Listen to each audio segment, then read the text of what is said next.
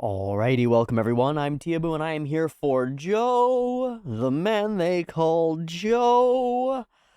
We're on episode 2. We've kicked off. We've met a couple of characters. We've met Joe, the quiet-spoken young man with the eyes of a wild beast and fists that hit like freight trains, and a temper to match, a desire to fight and a seeming death wish, and more than anything, a mystery. A question mark over the head of this man. Who is he?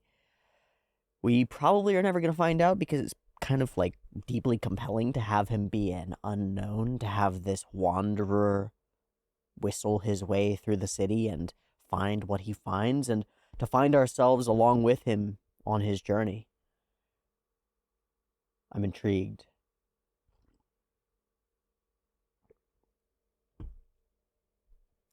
Our boy likes picking fights. It seems to be the only thing that he cares about in the entire world is getting into a fight. When he's in the midst of it, when his fists are flying, when he's being beaten down and beating down others, he's grinning. He's happy, he's alive, he's in his element, truly like a wild beast on the hunt. And it's a strange feeling watching him become a man again after that. He has run into one Dante, an old drunk, gross, smelly, and rejects him out of hand. Get away from me, old man. But Dante sees something in him, something transcendent, something more, something that might be just the craving for an old man to live his life once more, to live again through a young one. And maybe it's more. Maybe it's the desire to nourish and help and assist and grow a boy who is lost and is similar to you. Maybe it's that thing that makes humans desire to pass something down to future generations. Or maybe it's just the spark in Joe's eyes that ignites something in Dante. But he is on fire now. To the point that against a gang of knife-wielding, blade-wielding, Yakuza gangster mobster types, Dante throws his own ancient body over that of Joe to protect him, screaming, "You will be a boxer. You will." So, what will tomorrow bring for Joe and Dante and our little cast of characters that we're constructing? Where will we go? Where will we wake? What will we begin doing? And how do we begin training? Because we all know where this goes. Dante and Joe are going to enter the ring together as trainer and boxer. A tale as old as time. Not really, but this is one of those fiddly bits about coming and watching this now, having already experienced 30 years of my life, right?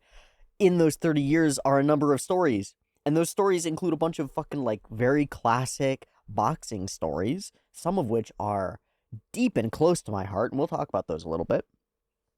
And some of which are just near universal parts of our collective consciousness, our culture. Rocky. Fucking everybody's seen Rocky. Rocky came out like 6 years after Joe. You get your trainer, you get your guy, you get your whole spiel, your whole thing, and you make a whole big story happen. And from there, Rocky 2 and 3 and 4 and all the Rockies, right? And all the other boxing movies, and Hajime no Ippo, because Hajime no Ippo exists, and it's, like, woven into my DNA in a weird way. So we know where this story goes. It's like we're treading well-trod paths. And yet the sights that we see as we go down them are new each time, are vibrant and novel. So, our characters will begin to train. Joe clearly has some natural aptitude toward this. Where will we go from there? What's boxing like in this era in Japan? What's boxing promotion like? What are other boxers like? Where are we going to be able to train? Are we going to be like back alley training? Because that would be awesome. Are we going to be up against somebody who's kind of the man? Because that's very Rocky coded, right? Like someone who has it all, and you're the guy who has nothing. And you got to prove yourself with your fists. I don't know. Our first episode is so deliciously sparse, so singular in its desire to just introduce us to these characters without overburdening us with too much information, that we cannot know yet what is to come. Some of you do, for you've seen the show already, but I don't. And that makes me really excited. I get this sense when I'm watching certain shows like something special is happening, and I've got that sense pretty solidly here. Like, I'm ready to be delighted by whatever comes through in Joe, and I'm excited for it. When I entered last episode, it was not without a fair share of worry and, like, uncertainty, and now that I've seen the first episode, that has been allayed pretty sincere, pretty well. I'm just thrilled. I'm just excited. So, we're going to dive into episode 2 of Ashita no Joe. I will be curious to see if I noticed a distinct difference in this episode, as I know from percolating information that there are 3 animation directors who will cycle through and become, over the course of the show, they will grow to be recognizable, and then they will grow to be more like each other and become less recognizable as the show goes on, is the sort of impression that I've gotten. But in these first episodes, at least, we should get the idea that there are 3 distinct voices speaking under the the overarching voice of Osamu Dezaki, yes? In our first episode, we saw all sorts of Dezaki trademarks, but it's clear that his raw talent is on display, but his nurtured talent has yet to be nurtured. He, perhaps like Joe, is going to grow over the course of this thing. And that's a really exciting thing to witness, because this is not just diving back and witnessing the masterpiece of the master, but witnessing his growth into masterhood, yeah? I think that's really cool. So, we left off with Dante throwing his body over Joe's. Where will we begin this episode? I don't know. I have decided to continue on with the Saizen versions of Ashita no Joe. They seem cool as heck. And also the audio quality is way better than the like uncensored, better looking version that I had previously. That one's all crackly and shit. So to heck with that. We're gonna watch this version. We're gonna keep watching it, and we're gonna dive into episode 2 of Ashita no Joe, Life in the Square Jungle. To that end, I have the episode of the day up and ready to go. It's sitting at 0 seconds. There will be 2 versions of this reaction video, picture-in-picture in the description, timer on YouTube, beep timer to count you down, and early access on the Patreon. It's $1. It gets you 1 week early access to this and all the other shows on the channel, as well as the capacity to vote for things, which will be coming up soon as an important thing fairly soon, as we will be finishing 2 and then a 3rd show in rapid succession, so things will be changing and shifting, and that's really exciting and interesting. For now, though, it's Joe time. Let's watch episode 2, Life in the Square Jungle. Beep timer.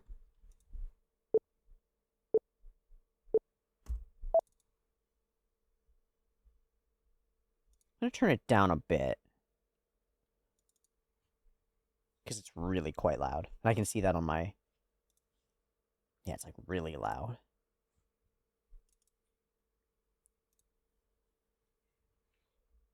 So I wonder if we will actually get a Man I Hate.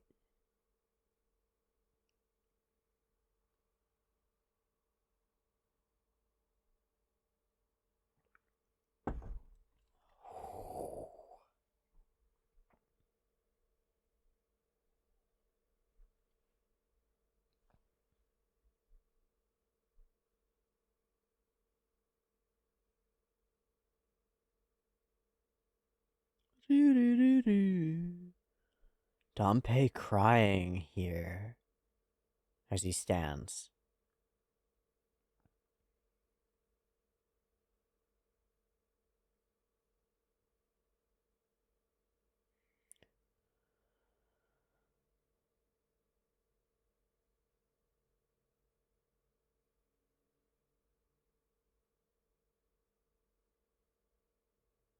Ooh, square jungle. We in prison. Dum, dum, dum.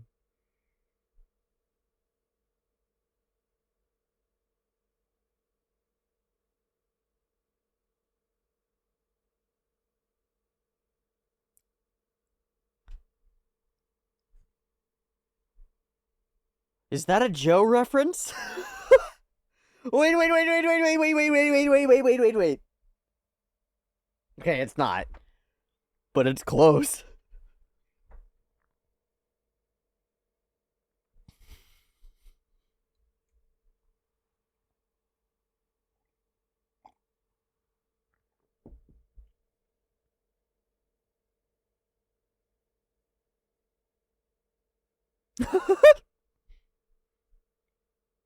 Come on, you know that's not true, my guy.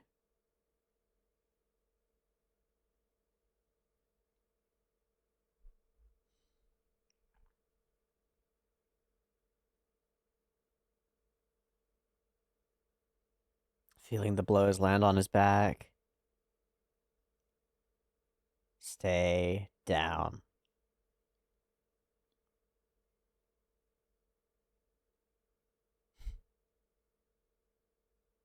Man, Andy's paying bail for you.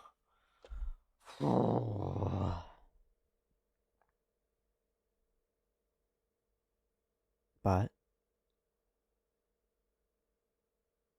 you just gonna leave?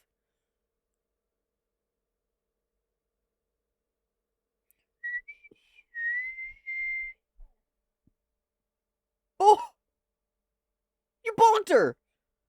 How could you bonk her?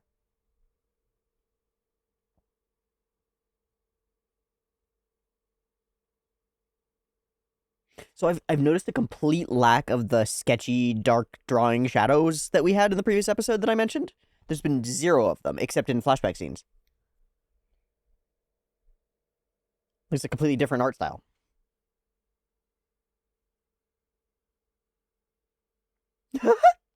I think she has a crush on him.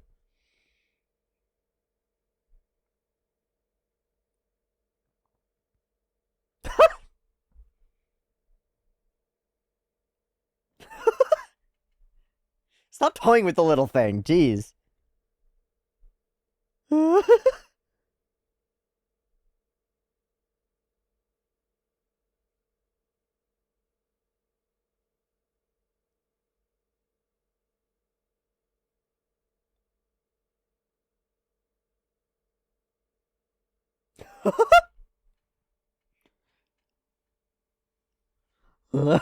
Yeah, we don't get any choice in this? No say in the matter? What, are you not gonna do it? Oh. Well, we've bullied them into being our followers. Okay, this is sad. Gekko.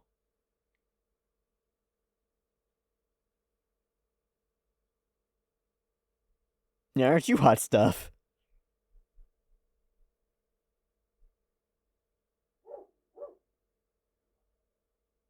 We're gonna go fight the Yakuza? With kids? Seems like yes. Duh. Do you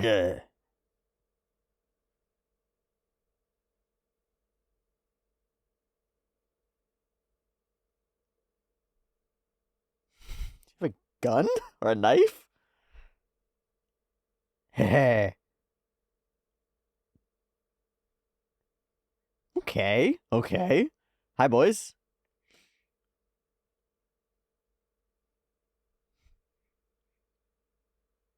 Multi.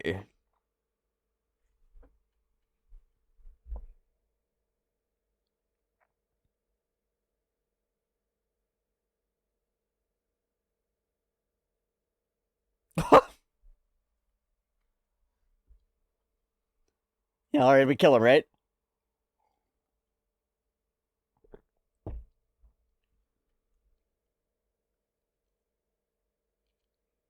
Hmm. This is a clever play. Maybe.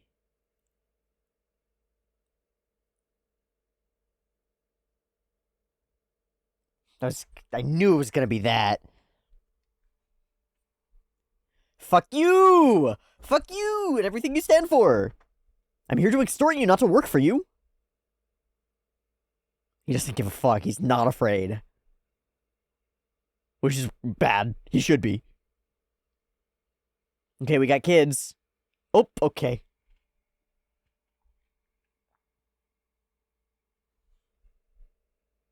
Oh.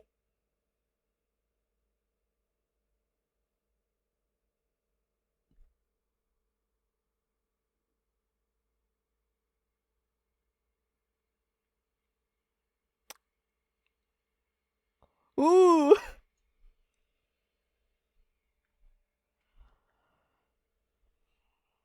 Ha ha ha ha. It's so silly. Boss. Boss. He's got us by the short hairs, boss. Alright, 30 grand. It's not a lot. Oh! Oh! Oh! Diane, bad guys, bad guys. There are bad guys up in there.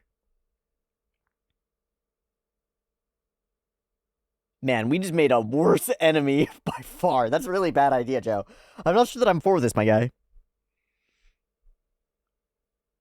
Oh shit, he actually went for Dante. Well...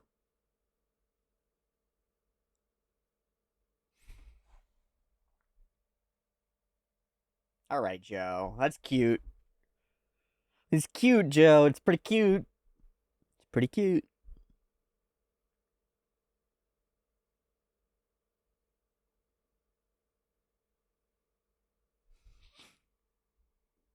Fucking asshole. Fucking asshole. 17,000. 3,000 takes us to 20,000. Alright, give me 2 of those back, buddy. Hey, no.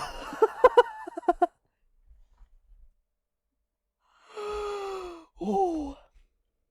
He's just doing a job. He's taking a percentage. It happens to be more than your percentage, but whatever.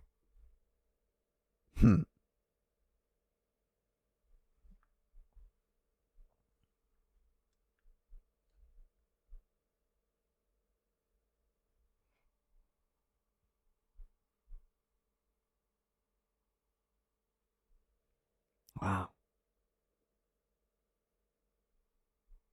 What? Wait, is that a yes? Was that a yes?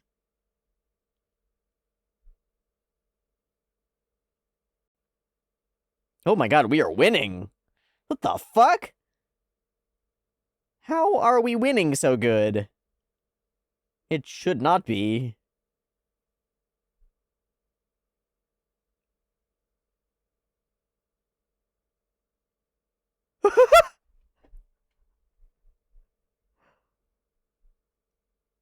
What a classic.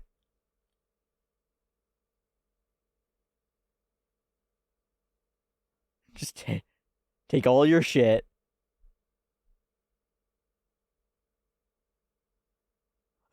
No? You're trying to take over our turf, huh?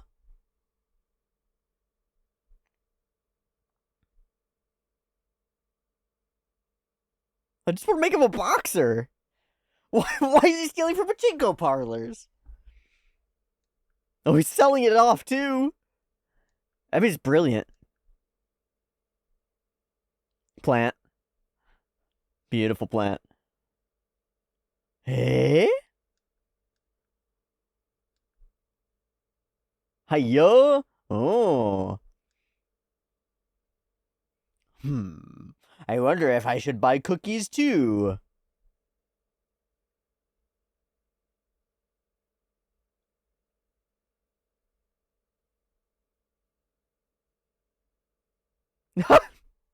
Did I do the job right?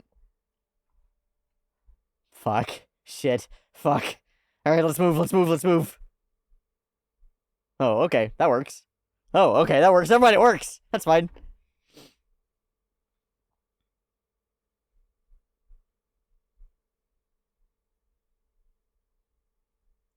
So Onihime owns fucking everything around everywhere, huh?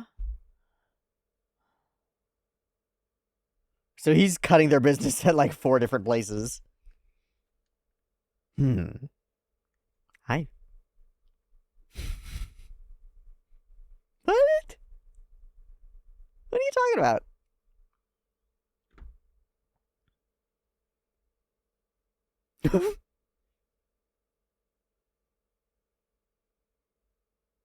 Natto? Eggs? We're just throwing sticky stuff at them? Oh my god. It has such a childish vibe. I really enjoy it. It's so silly, though.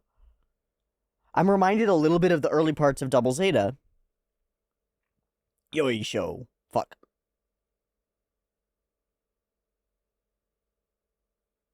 They left all their stuff. No, Dante, don't die! We gotta stop letting Dante get beaten up for us.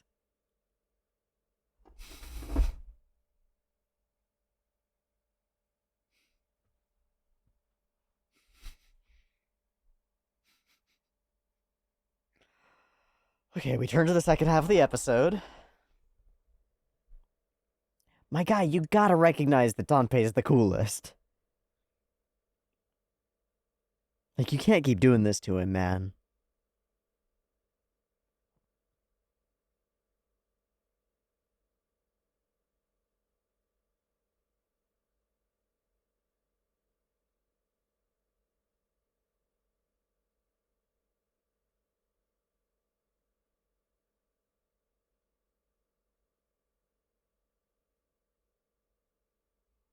He'll never stop.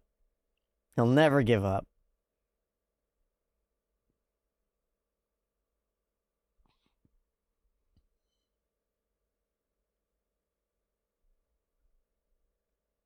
Finally.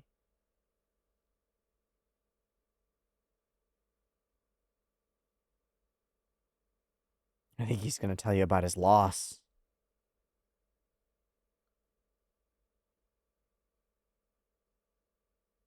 Fuck. Just a no. Just a fucking no. He says no. God damn it, Joe! You're supposed to help the story!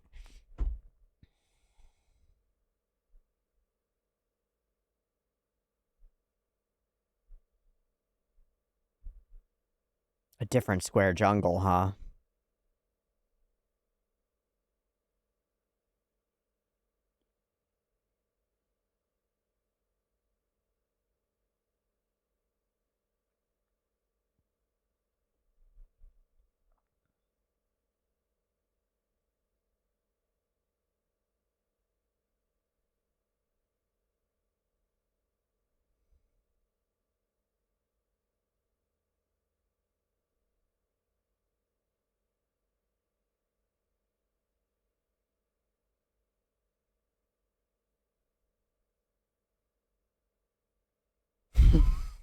Here we go, we got some motion.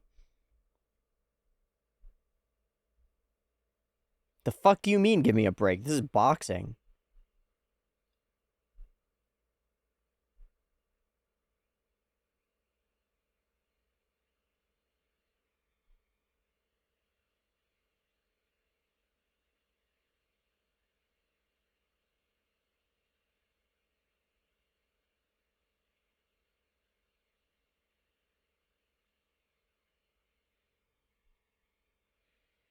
It's all about looking cool. He's got no respect for the fucking thing.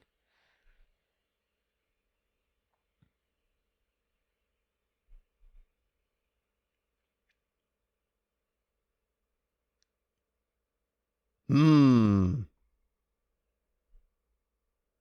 or lose. Yeah, but that's destroyed you. You just wanted to destroy somebody else? Like... Oh, old man.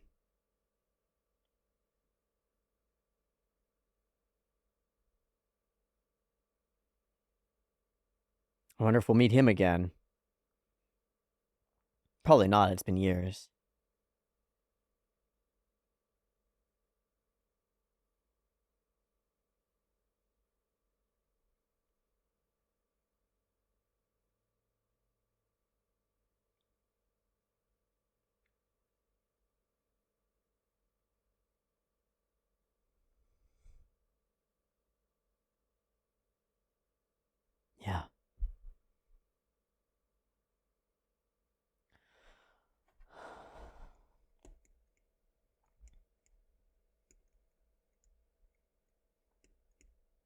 A loser who threw his life into something.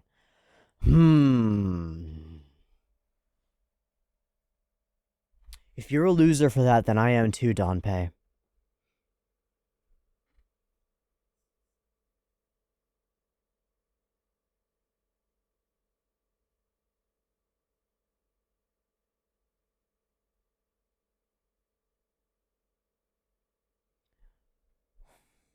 The passion that his previous protege didn't have, yeah. I love that we get to use these sequences again.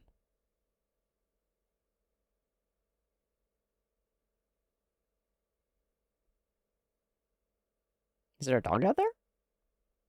Yeah, you knew. It's a very cute little wanchan. Arf. Orf.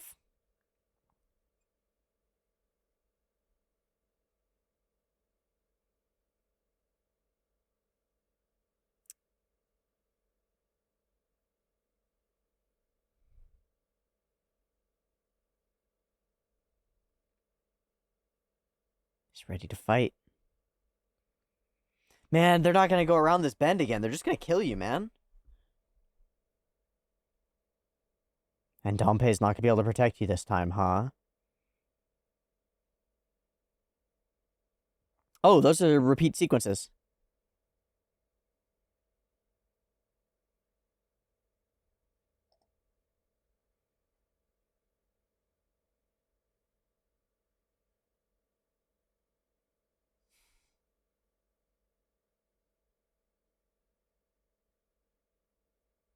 I'm so scared for Dante.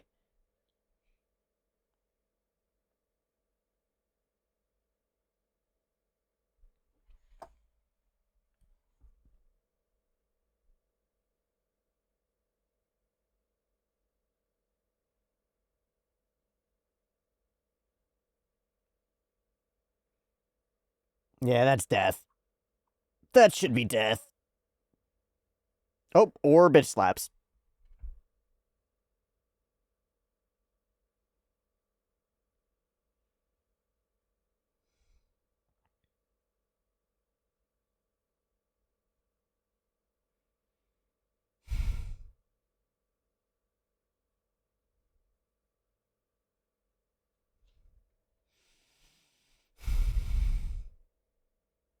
He's like striving against all of the world.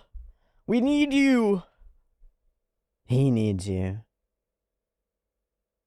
Oh, they're carrying him.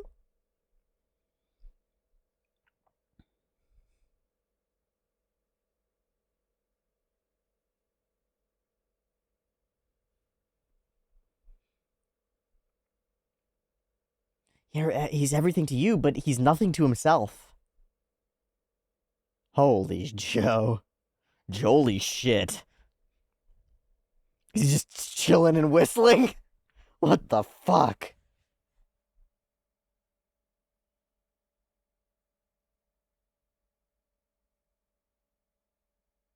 Oh boy.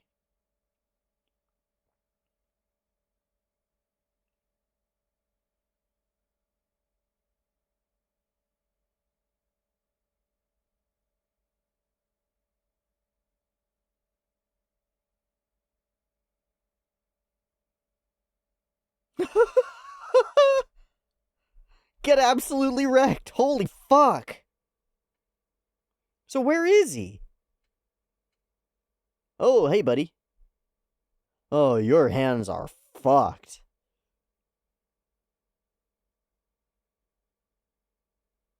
A wild beast indeed. You're beat to shit, my guy. He's fine. You can go punch him. Oh. Him, like, hobbling around this city is too painful.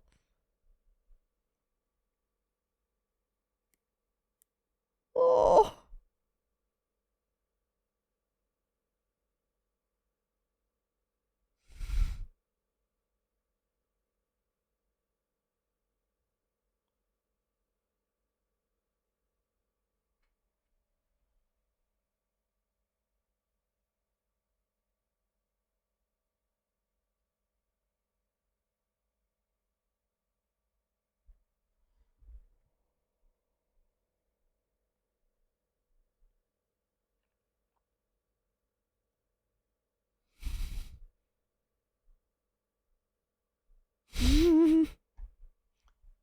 Come on, man. That's all he's got.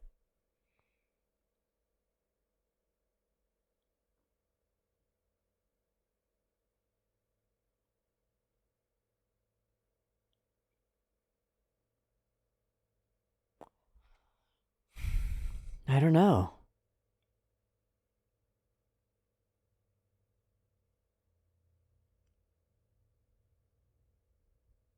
I don't know if he does understand his feelings. It's left unclear to us if that's actually why Joe has done it. Or if he's just done it for 3 hots and a cot, you know? It doesn't matter. But we don't get to know. And we end on fanfare because that's the moment that everything starts? Fuck. Okay, I'm supposed to look away from these. So I will, because I do want to see the ED. So I'm just gonna not. Hi. How's it going? Sometimes I'm glad I don't really fully speak Japanese.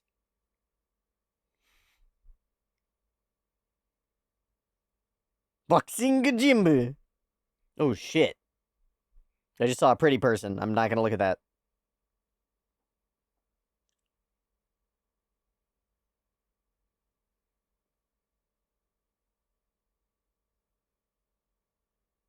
Ashita wa dochi da? Yeah, which way is tomorrow?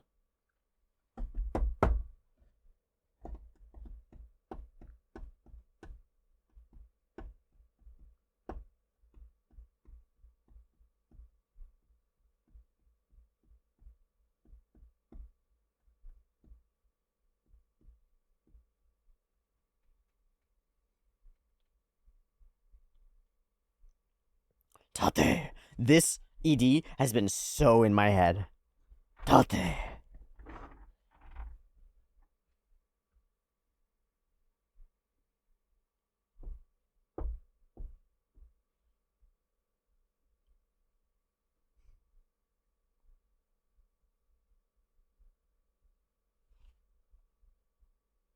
Gotta keep going.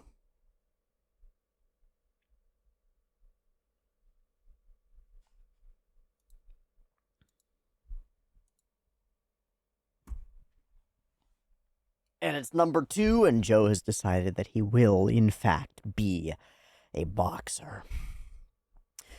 Okay, there goes episode 2 of Joe. I think it is less striking in appearance than episode 1. It has less action-y moments, and those that it does have, some of them are reused from the previous episode. But there are elements of it that are still really gripping to me. The thing that stands out about this episode the most, that's like my image of this episode at present, is Dante hobbling. Like, that's throughout him, the way his body moves as he is, like, you know, almost a full body cast, and he hobbles around chasing after Joe, trying to protect him, trying to keep him from doing something stupid, trying desperately to keep him safe so that he can fulfill Dante's purpose for him. It's heart-wrenching. Really interesting that I find it so heart-wrenching. And it's not the nature of the visual language that we're using, really. Because we can do this sort of heart-wrenching by making us really feel what it feels like to be unable to walk properly, right? Like, really feel in Dante's body. But that's not what we're doing here. That would be like, in a horror context, that would be like body horror. You're feeling what this person feels. Or in this case, it's like body difficulty, body struggle, right? And we're going to do plenty of that when we have like a character who's been knocked down on the ground and they're trying to get up from the floor in the boxing ring. We're going to be inside them feeling what they feel. Mostly that's not what we're doing with Dante here. Mostly we're doing like sadness, like incapacity, like futility. And all of it against or toward this man who we don't know will agree. Because he's such a mystery, he's such an enigma on the inside, we don't know if he'll ever concede to Dante. So Dante is like tearing himself apart, throwing himself after this guy, hoping that it'll change his mind. And I talked about this a lot in the last episode, how psychologically that doesn't really work that well until it's about what the other person actually wants. But there's a sadness to it. There's a sadness to this yearning, this one-sided belief that Dante has. And I think we just accent it over and over by having his physical form become more and more harmed. And that lets us have this moment where, like, the kids carry him, and that brings the group together a little bit. Or this moment, it's more than a moment, as he's crawling, screaming out for Joe, crawling away and through the dust. I feel like one cannot help but be gripped by the hopeful despair that Dante feels. It's like, this is my only chance. And so it is despair, the greatest despair, because if I lose this, I lose everything. And this is coming from a man who's existed in despair for this whole time. He already thought he'd lost everything. So he's very familiar with that place, and he knows that it's right there. Like, he's one step away from being back there forever. He never thought he would be out of it in the first place. And then Joe appears and shines a light into his pit, and Dante is like grasping at this beam of sunlight that is Joe. That is the element of this episode that is sold to me, conveyed to me, expressed to me most effectively. And by golly, it's effective. By golly, what an effective expression of that idea, that Dante needs Joe. And we are in no way mincing our words around it. We're not making it in the background or anything like that. We've got Dante screaming it off the rooftops. I need you, Joe. I need you. You're my future. You're my tomorrow. Your body is more than yours alone. Wow.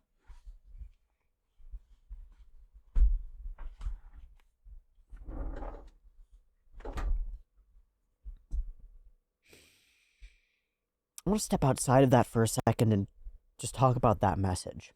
You're worth more than what you're worth to you. What an interesting idea. What a foreign idea. To Joe, certainly, but what a shockingly foreign idea now that it strikes me to people in today. The idea that you have value to someone else. How often have you been told that? I don't think people tell each other that very frequently. I need you. You matter. You're important. What you choose to do affects the world, right? And then on the most personal level, I need you. I'm struck by how powerful a sentiment that is, and how many people I know who I think, I'm only surmising, I'm only guessing, who I think have never heard anything even close to like it. Sure, you get the lip service of our social order, our social norms, which say that every person is inherently valuable and valid, and etc., etc., etc. But on a real serious note, unless you're a parent to a small child, the chances that another human being is going to say, I need you, are low. Are really low, I think. And getting lower, I think. What a weak thing to say, that you need someone else. What a weak thing to say, that you need to be needed.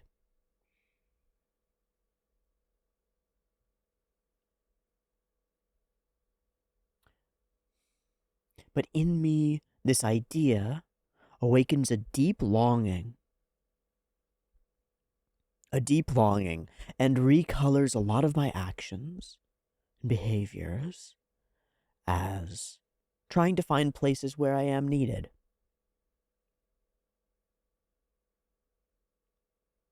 Where someone else is relying on me.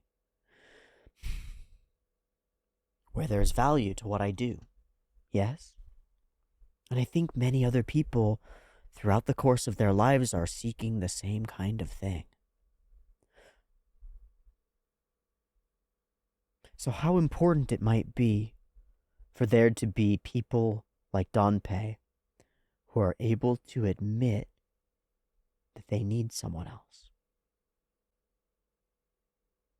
It's such a weak thing to do, and yet what strength it lends to someone else to rely upon them. How strange that is, yes? Because to rely on someone is to take from them. But it is also to give them the position of reliable. To need something from someone is to take from them, but it is also to place them as worthy.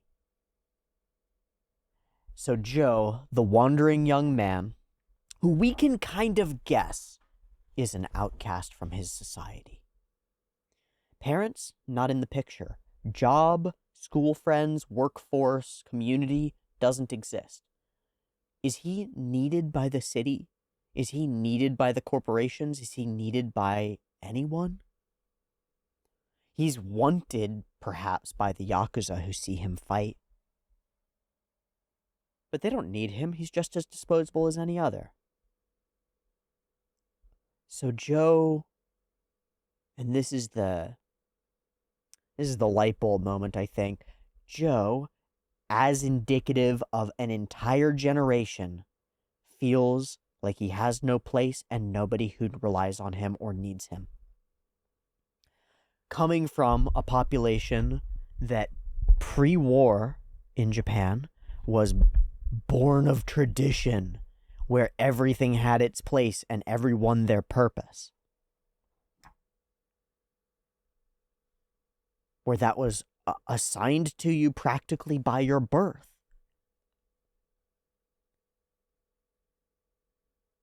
It is no longer so. So Joe, young, disconnected, in this industrialized but ravaged and poverty-stricken and war-torn and gang-run world, wanders because he has nowhere to rest, nowhere to be, nowhere he's wanted or needed. Until Dante imposes his own bullshit on him, and in doing so, creates for him purpose. So at the end, Joe concedes. He says, I will be a boxer, but only in exchange for some money and food and a place to sleep. For my needs.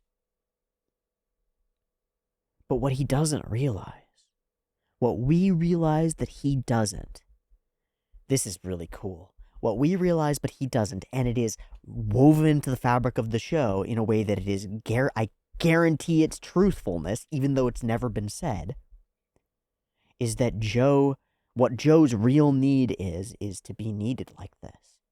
Is to have somebody recognize his potential and say, you could be something and I need you to. Because Joe won't do that for himself. He needs to be part of a society. He needs the kids to look up at him, and he needs Dante to believe in him.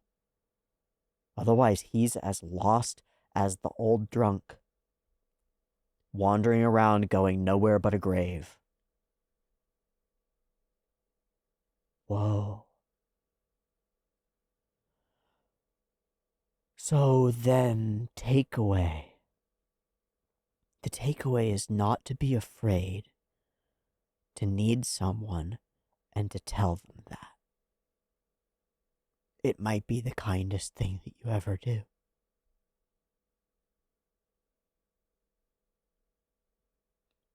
I'm about to cry. Okay. I didn't expect that. It might be the kindest thing that you ever do.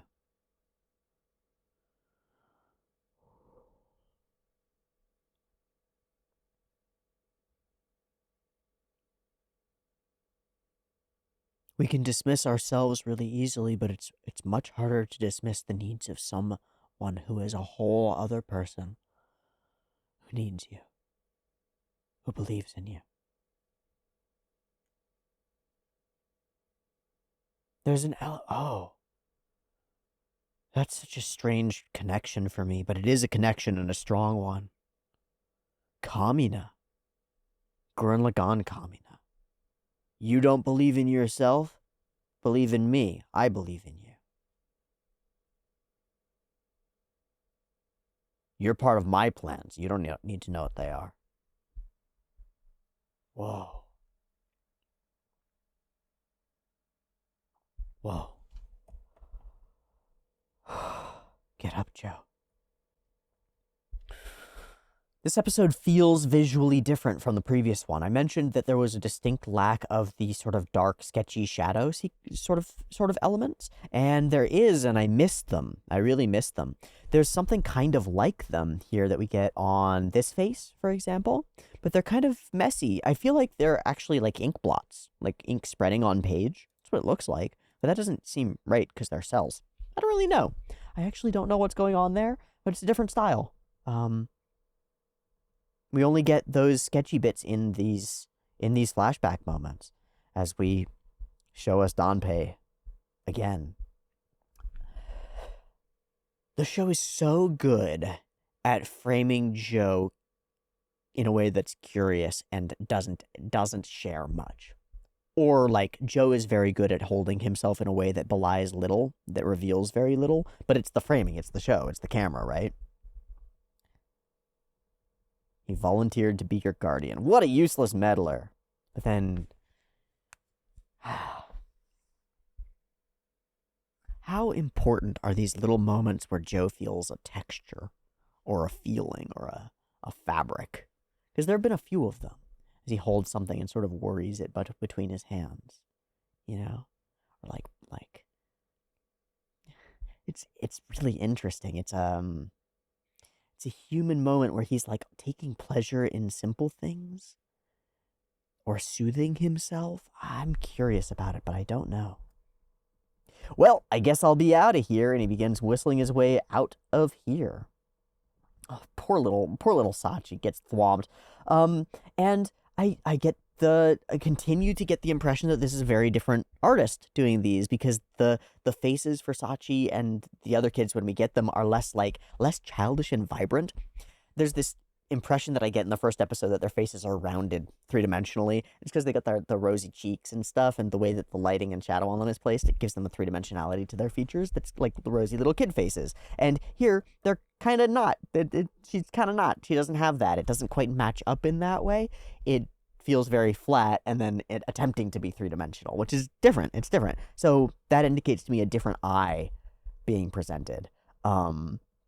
We do some cool framing back and forth where we're like mostly looking down on her and then looking up at Joe, which is kind of cool. And the little love confession cutenesses.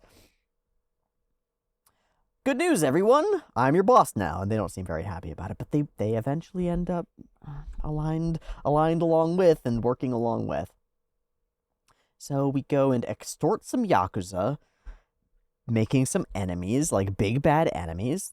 Fun, bad idea, fun, terrible idea. And then we continue to fuck with them. That's like the whole episode, is we just keep fucking with them.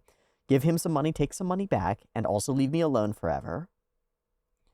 I just want to say, as we go towards story time, this orange, it's in the OP, it's in the ED, and it's the sunset hue that we use. We're 2 episodes in, and this orange is burned into me as a Joe color. As the color of Joe. You know where this color was burned into me before that? Hajime no Ippo. How weird is that? Because the whole OP is like this in fire and stuff. How weird that, but not weird, right? Because Ippo, in so many ways, is a love letter to Joe. And I knew that even not knowing that, but now I'm recognizing it.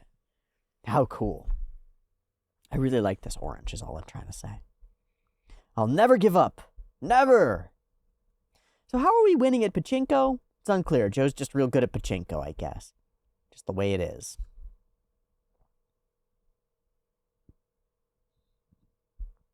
The little scam sequence is very cute and funny, but I love that people end up buying anyway. This also serves as a very subtle indicator of the way of things right now. Everybody, whether they're, suited up or otherwise, is looking for a little deal. It means money's tight, right? People would rather go down to the seller on the corner hawking potentially stolen goods, right? Than the supermarket, because they can save a few yen. That's they're little indicators all sprinkled around of the nature of society right now. The Yakuza run literally everything. They run the pachinko parlor. They run the supermarket. It's the Onihime supermarket, right? They run everything in this town. Things like that really stand out to me. Even though they're under the surface a little bit, they really stand out to me in making the current context feel real. More guys, and we run away, and then we get Dante beaten the hell up. And then we have another moment of Joe sitting, thinking. Just sitting, just thinking. Joe, but he's safe. He's not hurt. Just give up. I'm not interested. But he does give us the way in. If you were offering money, maybe I'd do it. Joe's got much bigger fucking concerns than dreams, right? His concern is food in his belly. His concern is survival. Joe acts noble. Not noble in like a I'm good kind of way, but noble in like a I'm above all of this kind of way. He's unaffected, right? He's stoic in the face of violence and threats. He's he's not pulled by little rewards like working for the gang members. He's above it all. He's disconnected in a way that is above it all. And maybe in an arrogant, haughty, and undeserved way, but also in a way that is kind of deserved, right? He's got immense talents. He's a very good fighter. He's not unintelligent either, and he's a badass at pachinko. He's got all these things going on, but those things don't click into the world effectively, right? There isn't a slot for Joe. He's a gear. He's a very effective gear with lots of teeth. Yippee-ki-yay. But there's no slot in the machinery of society for him. He doesn't fit. And so these moments where he's sitting like curled up in himself alone with his like beatific smile, he's like above it all, right? You can imagine wastelands and war behind him, and he's just smiling this soft smile, being like, none of this fucking affects me, man. I'm big chillin'. But he's not big chillin'. He's lost in the way that only a young man who doesn't know what he has never tasted can be lost. Maybe I'm just projecting, because sometimes I feel like that. As I wander the streets or I ride around on my wheel and look at the houses and the cars and the cookie cutter lawns and astroturf and the supermarkets and the office buildings and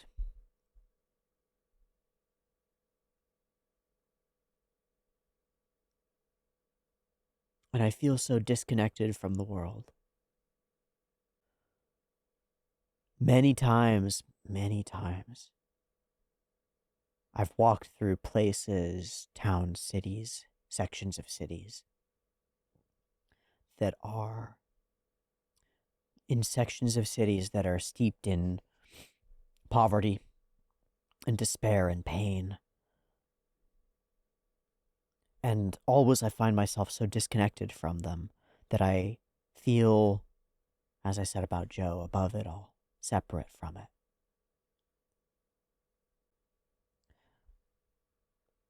It's a strange thing to walk through, say, the Tenderloin in San Francisco and know that you have a safe bed to go back to because you're not of that place.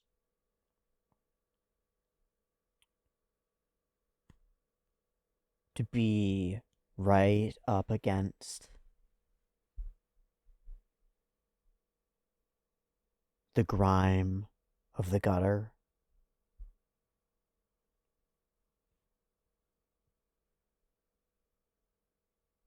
The men with rotten teeth and bloodshot eyes clutching bottles in brown paper bags on every stoop down the street. And the ones standing on every corner with their eyes around them because they're looking for someone to sell or someone to run from.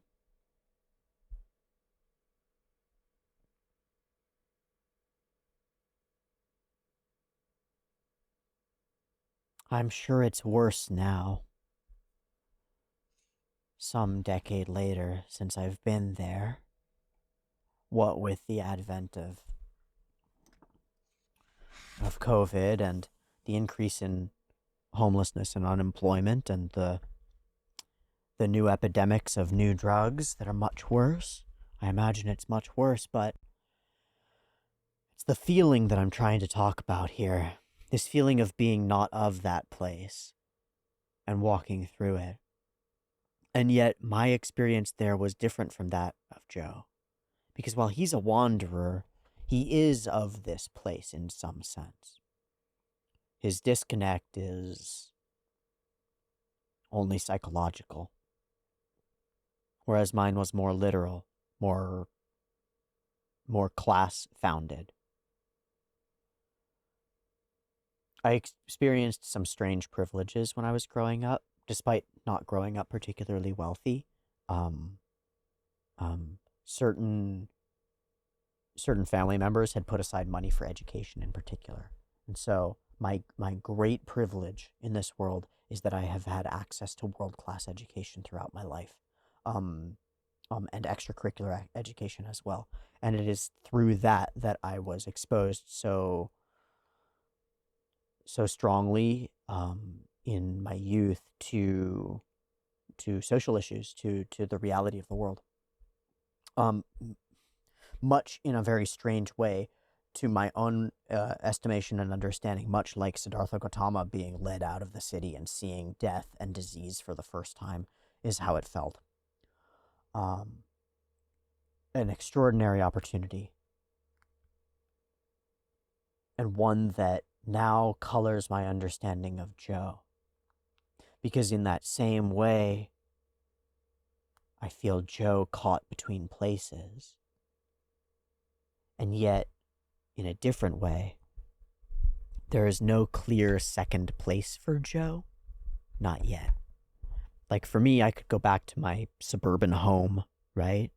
And live out my normal high school life, which is so absurd and wondrous in a way compared to the lives that these children have laid out for them.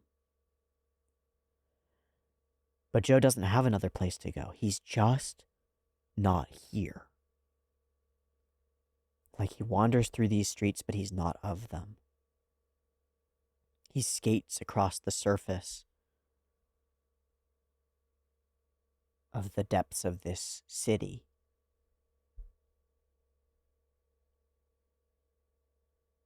And is as yet unaffected.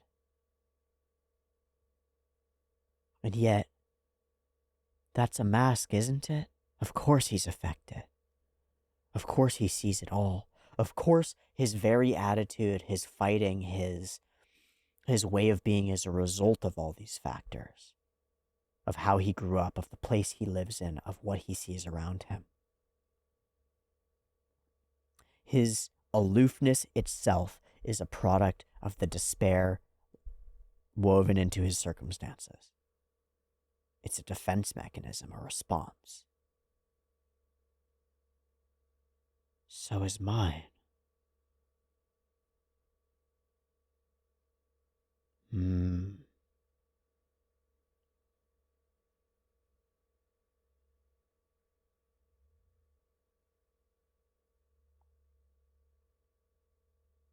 How interesting that I get so much from so little.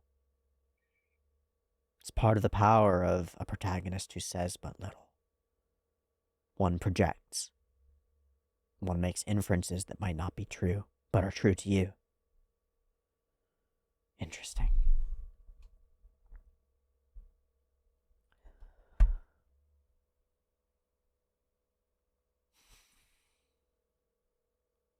I don't want to hear the same old story, and for a moment it seems as though we will not hear it. Okay. Never says his piece, the story wraps here, and Joe wanders off, and there is never an Ashita no Joe. But Dante stirs anyway, and he speaks anyway. For me, the ring was everything. Or should I say, without the ring, I was nothing. It's that same idea as not having anyone who needs you. The ring needs Dante, and so Dante is alive. Without it, I was nothing. Even after everything, I hung on as a coach. I love the speed lines throughout this moment. They accent his anger so beautifully. His fucking incredible rate. Get the fuck in here. Ow! They're really fun. I like them a lot. I wonder if we'll meet this guy. Give me a break, coach. Come on, it's not that serious, man. It's just a fucking fight. I'm just here to look good for my girlfriend, man. Cut it out, man. I'm just here to fight, bro. He doesn't have it. Whatever it is, he doesn't have it. And it frustrates Dante so much. I get this. When you're passionate about something and somebody else just doesn't give a shit. Oh, man, how infuriating. Especially with Dante pouring his own sweat and care into this guy. It's like, just turn around and spit in my face. I didn't look good at all. Why didn't you go all out? Well, I'd look worse. It's not about that. And Dante lays out for us, and our camera zooms in through this moment. Our camera zooms in, and we get this, like, the ring over him to show that Dante's not just saying something emphatically. He is stating his thesis. It's like his set of beliefs, and with it, he states why he knows it, right? How it's so beaten into him. Hunger. You can't succeed without the hunger. You need the drive. And if you don't win, if you don't succeed, you'll die. The stakes in Dante's mind are straightforward law of the jungle, life or death, right? Eat or be eaten, kill or be killed. And we can know from that when Dante grew up, that's how it was, right? That he fought for his bread. That's where it starts for him. But it's not that way for this other guy. This is a way for him to show off. This is a way for him to look cool. This is just a thing that he does. It's not his life. But it's Dante's life. It's Dante's life. And he needs someone who sees it that way too. For whom it is the only thread of hope. Because that will keep them from going astray. It will keep them walking that thread like a tightrope over the endless chasm of the abyss that Dante knows is there because he's about to go there. So his boxer speaks back to him. So what did you get in the end following that law? All you got is a blind eye and a scarred face. And this hits hard because it's true. What did you get after all that, man? You fought this noble fight in the jungle. Eat or be eaten, kill or be killed. You got killed, man. I don't want to be killed. That's stupid. This is a shitty way to live. Dante goes and he fights him. He goes to strike him. And this guy demonstrates that despite everything, he is a boxer. He's got it. I'm through with you. I've got a better gym. I'm out. I really hope we meet him again. Because that would just be so good storytelling-wise. That was my last day. So I vowed to create a champion boxer of my very own, at the very least. But then there was debt. I lost my last boxer. This beautiful moment. I'm walking and crying. This is a really striking image for me. A loser who just threw his whole life into boxing, who didn't even get married and have children. So we get the flood of regrets from an old man. An old man who I don't think would do any of it differently, really. Because his love is boxing. I said when he said, a loser who just threw his whole life into the thing that he loves. And I said, if that makes you a loser, then it makes me one too. And I'll choose that losership every day. Because I respect throwing yourself wholeheartedly into something that you care about, period. Over the course of history, especially in sports, there have been thousands and thousands and thousands of men and women who have pushed themselves to their own destruction in order to achieve something. And it is on their broken backs that the record keepers of today stand. That the champions of today are born. The various things that compel people to compete, to break themselves against challenges like this. They do compel many, and many are broken, and I cannot help but hold a great respect for them. There's something so strange and foolish about destroying yourself in pursuit of something like that, but I have to respect it. There's some great honor and nobility in striving beyond yourself, in dedicating yourself to something.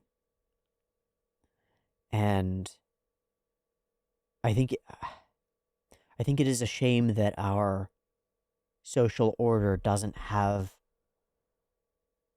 a place or a way to honor those who destroy themselves in the pursuit of greatness. Some have. In some societies, there has been an honor to that, that a retired or an injured athlete would be given a place of honor and taken care of in some way. That there was an idea that collectively we are pursuing something, and it is these strivings of humans against the world that are of value. And I think it's a great shame that we don't have that. A great shame in general that we let our injured, those who fall apart in the pursuit of creating something great for others,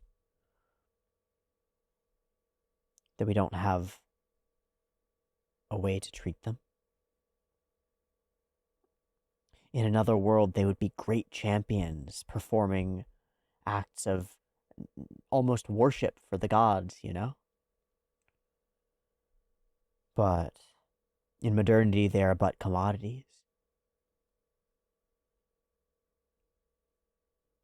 To be merchandised and have their names traded in.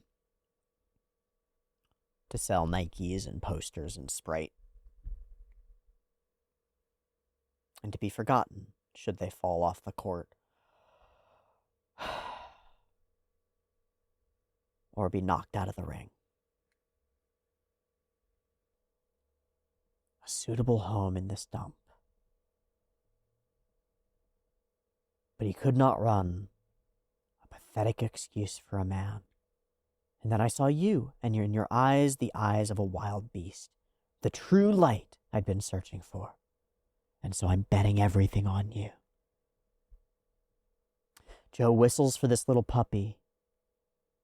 And maybe we're doing a metaphor here that Dante is drawing Joe in with his own whistle.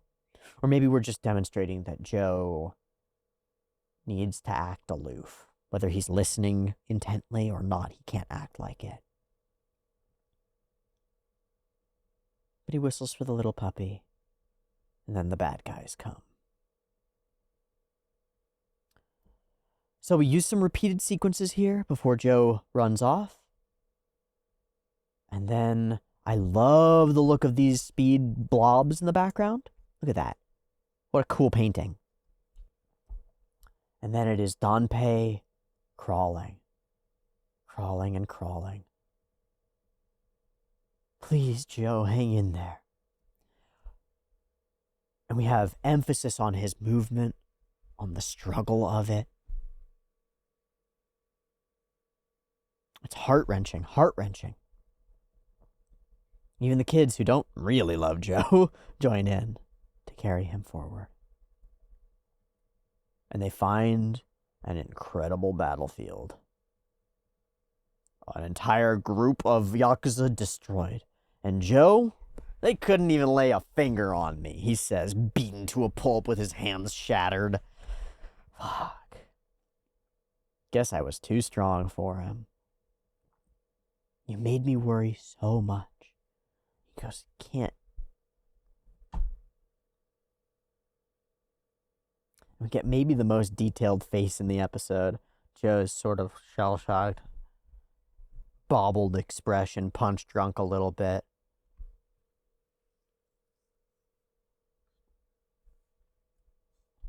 Soft and gentle. You stupid idiot. He weeps.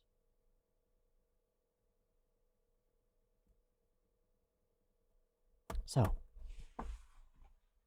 here are my conditions, old man. You think you can do it? Are you really going to box?